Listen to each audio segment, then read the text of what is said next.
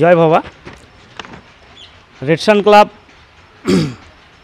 সবার আশীর্বাদ মাথায় নিয়ে রেডসান ক্লাব সবার সাথে এবং পাশে 32তম সরস্বতী পূজা উৎসব 2024 আমাদের 10ই ফেব্রুয়ারি মঙ্গলবার 13ই ফেব্রুয়ারি মঙ্গলবার সন্ধ্যে 7 ঘটিকায় লোকগীতি ও বাউল গান পরিবেশন করবেন সারেগামা পা খ্যাত ধনঞ্জয় ধীবর এবং 14ই ফেব্রুয়ারি বুধবার সকাল 9টায় বাণীবন্দনা, সন্ধ্যে 7টায় নৃত্যানুষ্ঠান পরিবেশন করবেন গুরুকুল ড্যান্স একাডেমি চন্দননগর হুগলি ও 15ই ফেব্রুয়ারি বৃহস্পতিবার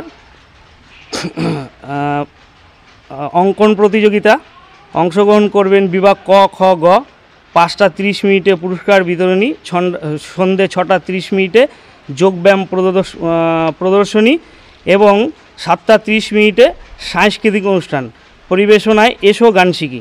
তো যাই হোক, আমাদের এই 32তম বর্ষ, তাই 32তম বর্ষে আমরা পা রেখেছি। আমাদের এই সরস্বতী পূজা উৎসব মানে আমরা 2023-এ যেই দিন আমাদের হলো এই অনুষ্ঠান আমরা শেষ করেছি, সেই দিন থেকে আমরা একদিন করে গুনতে থাকি, মানে আগামী দিন এই পুজোটার অপেক্ষা করে। তা সেই মোতাবেক সর্বস্তরের মানুষের সহযোগিতা ও আমরা আশীর্বাদ নিয়ে আমরা ঠিক আগস্টে আমরা শিল্পী ধনঞ্জয় ধীবরের সঙ্গে যোগাযোগ করার পরে আমরা ধনঞ্জয় ধীবরকে বুক করি এবং ধনঞ্জয় ধীবরকে বুক করার পর বেশ কিছুদিন পরে, মানে ঠিক যখন পরীক্ষার সিলেবাসটা দেবে, ঠিক পরীক্ষার সিলেবাসের আগে পরীক্ষার সিলেবাসটা দেওয়া হলো, তারপরে আমরা জানতে পারলাম যে আমরা হলো গিয়ে 16ই ফেব্রুয়ারি যেটা আমরা দিন ঠিক করেছিলাম, সেই দিন হচ্ছে আমাদের উচ্চ মাধ্যমিক পরীক্ষা। তখন আমরা শিল্পী মহোদয় যারা আছে তাদেরকে রিকোয়েস্ট করি যে আমরা ওই দিন সমস্ত ছাত্রছাত্রী এবং স্টুডেন্টের কথা ভেবে ওই দিন আমরা অনুষ্ঠান করতে পারবো না। তাই শিল্পী মহোদয় রিকোয়েস্ট অনুযায়ী সে আমাদের 13 তারিখ দিন ধার্য করে। সেই 13 তারিখেই আমরা ধনঞ্জয় ধীবরকে বায়না করি এবং ধনঞ্জয় ধীবর আসবে, গান করবে, আপনাদের আহ্বান, আপনারা আসবেন।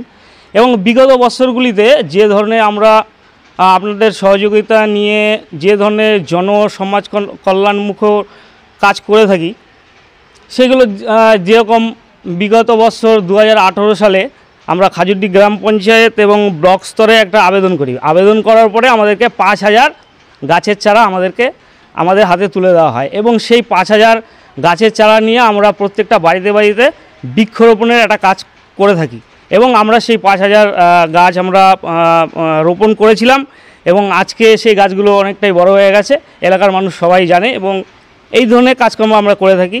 তাছাড়া আমরা মেধা যারা আছে, মানে মাধ্যমিক এবং উচ্চ মাধ্যমিক পাস যারা করেছিল বিগত বছরগুলিতে, তাদেরকে আমরা মেধা হিসাবে তাদেরকে মানে সম্মান প্রদর্শন করি। তা এই ধরনের কাজ আমরা করে থাকি। আমাদের পাড়ারই একজন শিক্ষক, মানে মাননীয় দীপঙ্কর মজুমদার মহাশয়, ওনার অর্থানুকূল্যে আমরা প্রায় 200 জন ছাত্রছাত্রীকে আমরা পুস্তক হাতে তুলে দিয়েছিলাম, আপনারা জানেন। তো যাই হোক, রেডসান ক্লাব সবার সাথে, রেডসান ক্লাব সবার পাশে। আপনারা আশা করি আমাদের এই অনুষ্ঠানটাকে সাফল্যমণ্ডিত করার জন্য আরও সহযোগিতা করবেন। প্রত্যেক বছরই আমরা আজকে 32তম বর্ষে আজকে সরস্বতী পুজো করছি।